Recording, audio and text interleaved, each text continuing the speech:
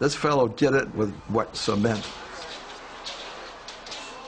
This unfortunate performer, the amazing Joe, made a terrible miscalculation when he too tried to copy Houdini. Box caved in, we got him uncovered, I administered CPR to him until the paramedics arrived. Well, you don't get under wet cement and with weighing a ton or so and try to get out. So he failed, he died. I never expected that, or I wouldn't have been here.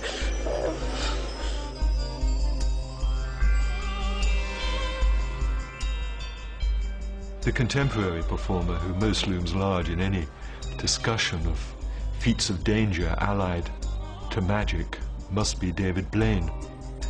David Blaine has also been hugely influenced by Houdini, although he presents his performances as feats of endurance rather than escapes. Well, I suppose he started with being buried alive, although of course Houdini wasn't buried alive in full view where everyone could see him.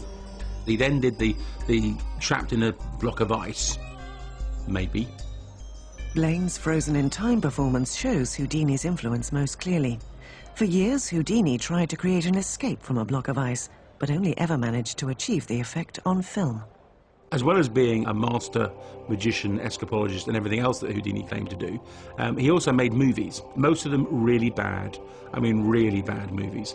And one of the movies he made was called The Man from Beyond, which was basically a ship carving its way through the Antarctic, comes across a piece of ice, and in the iceberg is buried a man, a caveman, which turns out to be Houdini. The ice melts, and lo and behold, Houdini comes back to life and is able to do all sorts of amazing things, and so on. What is interesting is that David Blaine cites that as the reason that he wanted to recreate his trapped in ice escape, where he stands in New York in a block of ice. Now, of course, he wasn't actually in a block of ice, he wasn't sealed in a block of ice, because, of course, he would be dead. What they actually did was they created a box of ice, if you like. And the reason that Houdini couldn't do it was effectively they didn't have the capability of doing it. They didn't have the technology to do that kind of thing in those days. David Blaine did it, very impressive, and went on to do even more dangerous things. But when David Blaine presented his Above the Below event in London in 2003, he was tapping into one old endurance tradition that never interested Houdini. He's so far attracted a mixture of fascination, derision, and some outright hostility. But why are so many people so interested in the spectacle of the man in the plastic box?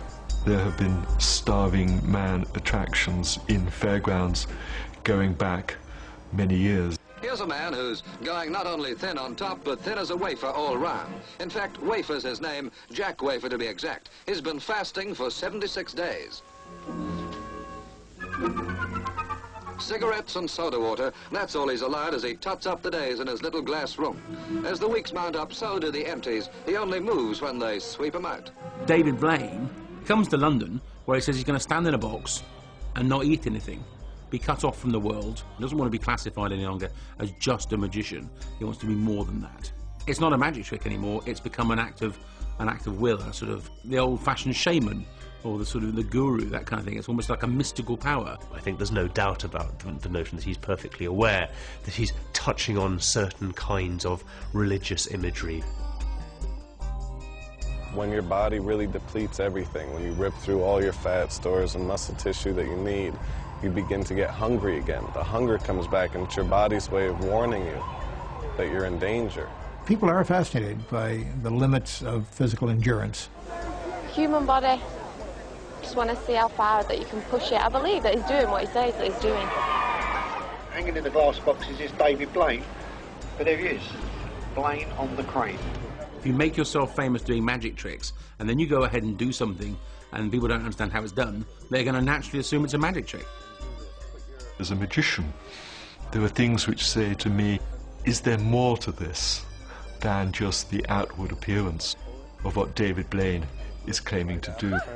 How did you do that? Turn it. Oh my God. Endurance stunts are like professional wrestling. They've got certain tricks that go along with them. One of the news companies said to me, they said, what do you think? What do you think the solution is? And I made a joke. I said, well, perhaps the glass is made of sugar glass, and he's licking it. And the next day, it was in the paper. When we get to 30 days, at that point, I think everybody won't debate. They won't be skeptical anymore. There's too many skeptics out there that don't appreciate what he's doing for, you know, in the art world, not alone in the magic world. But there is one deadly trick that has never been attempted by Blaine or Houdini. A trick so dangerous that Houdini was begged not to do it. The one truly dangerous feat in magic which Houdini never performed was the bullet catching. Recent research proved that so far 8 people have been killed performing the effect. 2 people have been killed who've been in attendance upon it, assistants on stage, and another 11 people have been injured. And of course the most famous death concerning the bullet catch is Chung-Ling Soo, probably the most famous magician of all who died from the bullet catch. Chung-Ling Soo was a friend of Houdini's who did nothing else from the dangerous magic repertoire, but who did perform the bullet catch as the grand finale of his show. His great trick was that he wasn't Chinese at all. William Ellsworth Robinson Campbell was born in New York in 1861. He had a difficult career at the beginning. Flash forward to the year 1900. At the time, there was a magician from China named Qing-Ling Fu, a great success.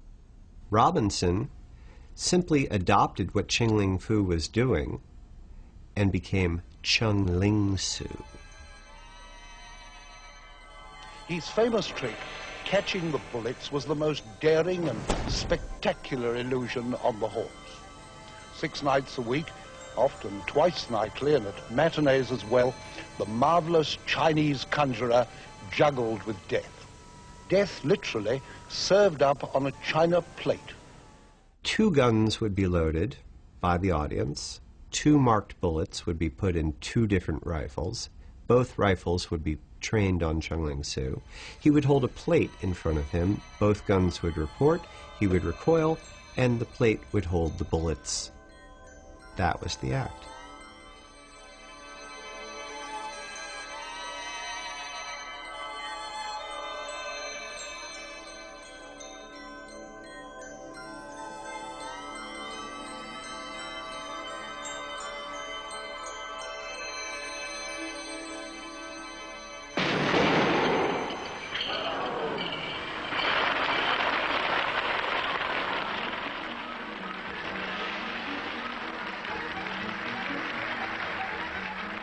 Chung-Ling Soo looked after those 2 guns himself. He wouldn't let anybody else handle them. He kept them in his dressing room, he prepared them, and only released them on stage to his Japanese stage manager.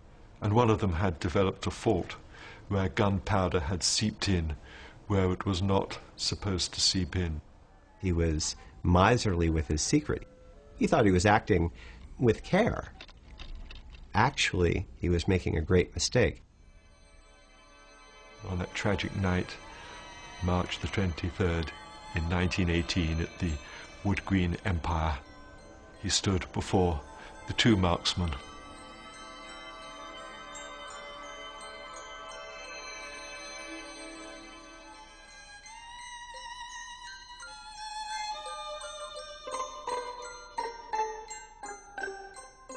The stage manager lowers his saber. The guns fire. Robinson staggers back. One of the bullets penetrated 2 ribs, a lung, and his heart. Jack Grossman was one of the 2 men in the firing squad on that fateful night. Quite a lot of people went out of the theatre really didn't know what had happened. They didn't realize he'd been shot and killed. They thought it was the end of the performance, and quite a queer way of ending it. Months afterward, the guns had been examined by a gunsmith. They brought in a death